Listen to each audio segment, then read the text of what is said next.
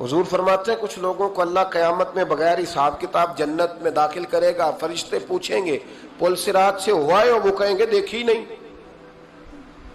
میزان عمل تلوائے، وہ کہیں گے دیکھا ہی نہیں، کیسے آ گئے؟ تو کہیں گے خدا کے فضل سے آ گئے۔ فرشتے پوچھیں گے تمہارا عمل کیا تھا؟ وہ کہیں گے کچھ بھی نہیں، عام لوگوں کی طرح نماز پڑھتے تھے، روزہ رکھتے تھے، حج فرض ہوا تو کیا، زکوٰۃ اگر ہمارے اوپر لاگو ہوئی تو دی، عام روٹین کے معاملات۔ تو فرمایا اتنی بڑی فضیلت کے بغیر حساب کتاب جنت، کوئی تو وجہ ہوگی۔ تو بندے عرض کریں گے وجہ ایک ہی تھی کہ رب جو ہمارے حق میں فیصلہ کرتا تھا ہم اس پر راضی ہو جایا کرتے۔ علامہ اقبال نے ایک بات لکھی ہے، اقبال کہتے ہیں جب میں لندن میں وکالت کرتا تھا تو ایک خاتون تھی، لیڈی بارنس اس کا نام تھا، چھوٹے موٹے مقدمات لے کے وہ میرے پاس آتی تھی، بی بی ایک ہوٹل چلایا کرتی تھی، اس کا خامند جو تھا وہ فوج میں ملازم تھا۔ اقبال نے خود لکھا ہے، اقبال فرماتے ہیں کہ ایک دن وہ خاتون پھر کسی کیس کے سلسلے میں میرے پاس آئی، تو جب وہ آئی تو اس نے نقاب اوڑھا ہوا تھا، برقع کیا ہوا تھا، تو چونکہ اس نے نقاب اوڑھا تھا مسلمانوں کی نشانی تھی۔ نقاب اوڑھنا کن کی نشانی ہے؟ اللہ آپ کو خوش رکھے۔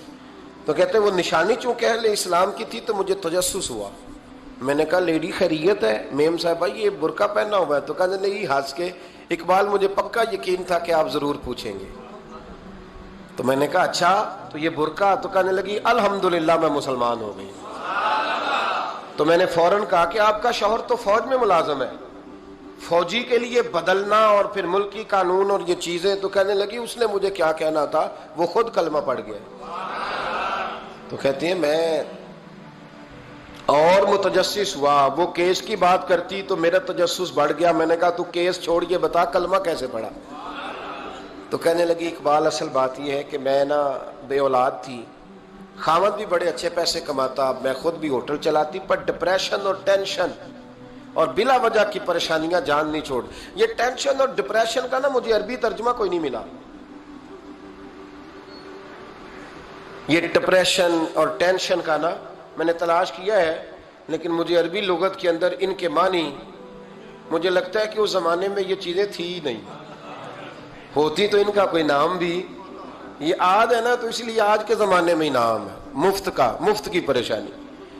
تو کہتی ہے مجھے ٹینشن اور ڈپریشن رہتی تھی ہر وقت، بڑی میں پریشان رہتی تھی۔ میرے ساتھ ایک عجیب واقعہ ہوا کہ میرے ہوٹل میں نا ایک بابا جی برتن مانجتے تھے، بوڑھے آدمی تھے، 70 سال کے قریب عمر تھی، ان کا ایک بیٹا تھا، ایک بہو تھی، ایک پوتا تھا، لیکن وہ بیچارے بیٹا بیمار رہتا تھا تو لہٰذا وہ خود مزدوری کرتے۔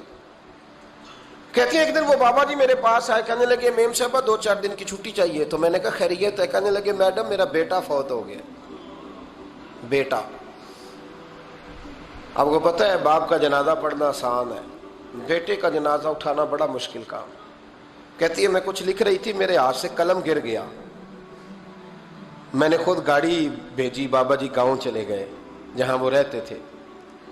کہتی 2-3 دن کے بعد میں اور میرا شوہر گئے تو رستے میں ہم باتیں کر رہے تھے کہ کیا تعزیت کریں گے، ایک ہی بیٹا تھا، کوئی رشتہ دار بھی نہیں، تو اس کی تو کائنات اجڑ گئی، کن لفظوں سے اسے تعزیت کیا کہیں گے؟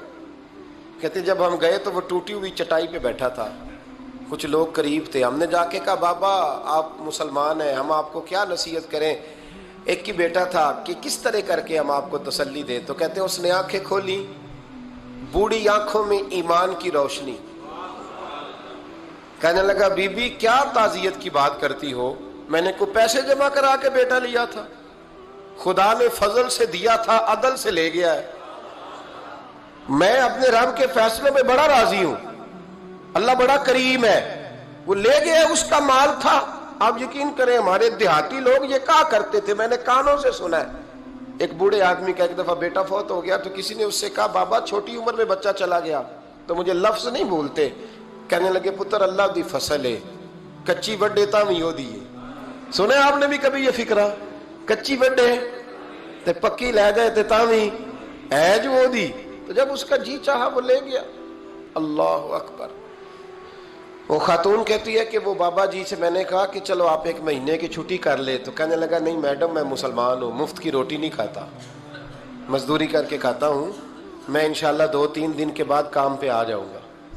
کہتے ہیں وہ چند دنوں کے بعد آ گیا. اللہ کی قدرت کے ابھی 2-3 ماہ گزرے تھے پھر آیا. میڈم چھٹی چاہیے کچھ دنوں کی. میں نے کہا خیریت ہے؟ کہنے لگے وہ میری بہو بھی ہارٹ اٹیک سے فوت ہو گئی. کہتے اب میں بھی تڑپ گئی اور عیسائی ہو کہ میری آنکھوں میں آنسو آ گئے. میں نے کہا گھر کا دروازہ بند ہو گیا, اب یہ بیچارہ کیا کرے گا؟ وہ اپنے شوہر کے غم میں ہارٹ اٹیک سے فوت ہو گئی. کہتے ہم پھر 2-3 دن کے بعد تعزیت کے لیے گئے. پھر ٹوٹی ہوئی چٹائی, بوڑھا نہ اپنی انگلیوں سے زمین پر کچھ بنا رہا. کہتی قریب گئی اور میں نے جا کے کہا بابا اب تو تسلی آپ نے خود ہی کرنی ہے, جو نظام تھا وہ تو ہو گیا. تو کہتے ہیں پھر اس نے آنکھیں کھولی, آسمان کی طرف دیکھا تو کہنے لگا بیٹی کوئی پریشانی نہیں, میرا بیٹا بغیر شادی کے بھی تو فوت ہو ہی سکتا تھا نا, بس میرے مالک نے جب چاہا جیسے چاہ ہوا. میں انشاءاللہ 2-4 دن کے بعد کام پہ آؤں گا. یہ میرا 3-4-5 سال کا پوتا ہے, ابھی اسکول داخل ہوا ہے, میں ساتھ لے آؤں گا, وہاں میرے ساتھ اوپر کوارٹر میں جہاں میں رہتا ہوں یہ بھی رہے گا. کہتی ہے میں سختے میں آ گئی اس کی کیفیت دیکھ کے. وہ پوتے کو ساتھ لے آیا. کبھی کبھی میں دیکھتی چھت پہ کھڑے ہو کے کہ دادا گھوڑا بنا ہوا ہے اور پوتا سواری کر رہا ہے. وہ سویرے اٹھتا اس کو سکول چھوڑ کے آتا, شام کو لے کے آتا, پیار کرتا, محبت کرتا. 3ری منزل پر ہم نے کوارٹر دیا ہوا تھا, وہاں دادا پوتا رہتے. اللہ تو بڑا بے نیاز ہے. کہتی ہے اقبال ایک دن نا پوتا اوپر والی منزل پہ کھیل رہا تھا, اس کا پیر پھسلا, وہ گردن کے بل زمین پہ گرا. مجھے خبر ہوئی تو میں دوڑی, ایمبولینس منگائی. خون سے لتھڑے ہوئے اس بچے کو دادے نے اپنی گود میں رکھا. اور جب ہم ہسپتال کی طرف گئے تو ہاسپٹل بعد میں آیا, جناب اسرائیل پہلے آ گئے اور کہتے ہیں وہ گود میں دم توڑ گیا.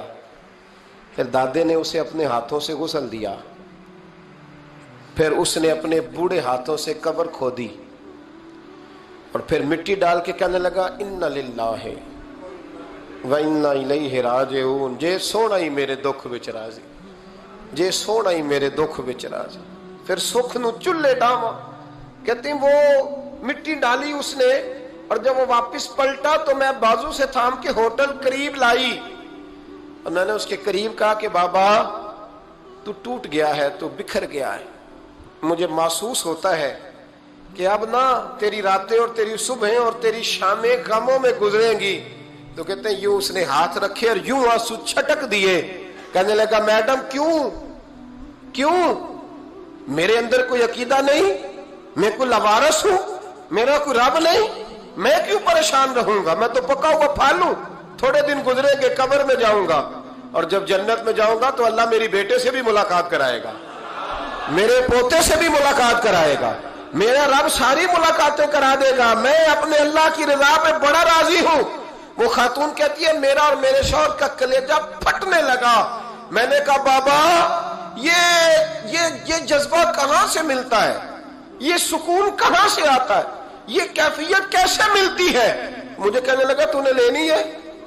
میں نے کہا. تو کہنے لگا تو بھی گنبد خضرا والے نبی کا کلمہ پڑھ جا, تو بھی رسول اللہ کا کلمہ پڑھ جا.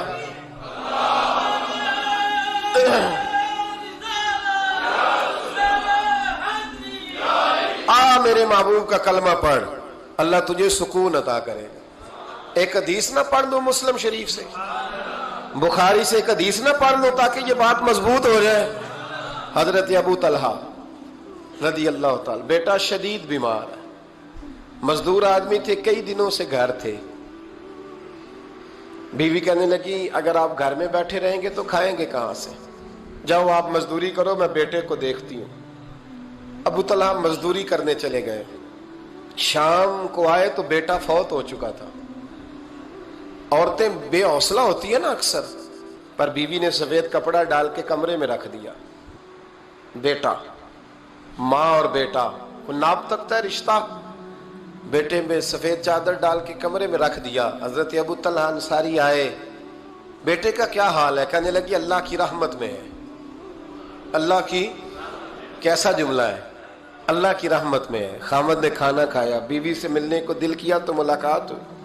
فارغ ہو کے بیٹھے تو خاتون اٹھ کے نا خاوند کے قریب گئی, اس کا ہاتھ تھاما, کہنے لگی نبی کریم علیہ السلام کے صحابی ہو, ایک مسئلہ دریافت کرنا تھا, بتاؤ گے؟ کہ پوچھو. کہنے لگی اگر کوئی آپ کے پاس امانت رکھوائے اور پھر اپنی امانت واپس مانگے تو کیا کرو گے؟ حضرت ابو طلحہ کہنے لگے پوچھنے والی کیا بات ہے, جس کی امانت ہے واپس کر دیں گے. اب زوجہ روئی, اب صبر والی بی بی روئی, اب ماں روئی, آنسو ٹپکے, آنچل سے پوچھ کے کہنے لگی ابو طلحہ وہ بیٹا بھی اللہ کی امانت تھا اور رب اپنی امانت لے گیا ہے, اٹھو غسل کفن کا بندوبست کرو. حضرت ابو طلحہ اٹھے, ہامتے کامتے ہاتھوں سے غسل کفن دیا, مسجد نبوی میں پہنچے, محبوب کی بارگاہ میں عرض کیا تو رسول کریم فرمانے لگے تیرے اور تیری بیوی کے عمل سے اللہ بھی بڑا راضی ہے, اللہ کے رسول بھی بڑے راضی ہیں اور اللہ تجھے برکت عطا کرے گا. صحابہ کہتے ہیں پھر اللہ نے انہیں 9 بیٹے عطا فرمائے. پھر اللہ نے انہیں, اللہ کی رضا پہ راضی رہنا سیکھو, اللہ کے قریب چلے جاؤ گے, اللہ کی رضا پہ. حضرت سفیان ثوری دعا مانگ رہے تھے, یا اللہ راضی ہو جا, یا اللہ راضی ہو جا, یا اللہ راضی ہو جا, دعا مانگ رہے تھے. بی بی رابعہ بصری پردے کے پیچھے بیٹھی تھی, جب دعا لمبی ہو گئی تو کہنے لگی سفیان بس کر, کوئی اگلا لفظ بھی بول, بس کر. آپ فرمانے لگے تجھے کیا ہوا؟ تو کہنے لگی تو کب سے کہہ رہا یا اللہ راضی ہو جا, یا اللہ راضی ہو جا, پہلے اپنے دل پہ ہاتھ رکھ کے بتا تو اللہ سے راضی ہے؟ تو راضی ہے اللہ سے؟ تو روز نہیں کہتا پیسے نہیں ہے میرے پاس مجھے دے, تو روز نہیں کہتا یا اللہ فلانی چیز کوئی نہیں دے, اے اللہ فلاں کو دے دیا مجھے کیوں نہیں دیتا معاذ اللہ, تو روز شکوے نہیں کرتا؟ فرمایا پہلے تو راضی ہو جا.